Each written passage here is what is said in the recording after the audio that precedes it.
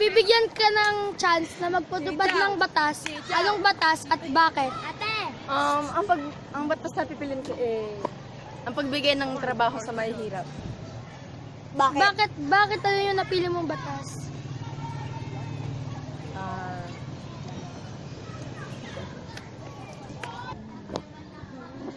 Bakit? Kasi para matulungan ng mga mahihirap na Pilipino ang pamilya nila na makaahon uli at para din makakain at para din sa kinabukasan ng kanilang anak. Dahil dyan, tingnan na naman natin ang sagot sa iyo. Dahil dyan, tingnan na naman natin yung mga sagot naman ng ibang kababayan natin. Tara, let's go.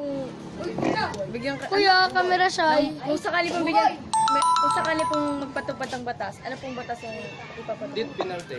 Sa gitna. Ikaw na, kanina. Bakit po kuya death penalty po ang napili niyong batas? Siyempre, para magtanim sa isip ng taong bayan pag ayaw para hindi sila pwede gumawa ng kasalanan.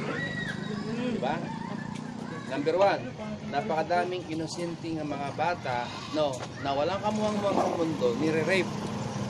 Tama. Kailangan noon, ipipitay na sila. Diba? Number 2, yung mga sa droga. Di ba? Ang daming mga kabataan ngayon nalulong sa droga. Anong gagawin sa mga taong gumagawa ng ganon? Death penalty. Papatayin na sila. Ang dagamay sa mga inosenteng tao. Di ba? Ganon.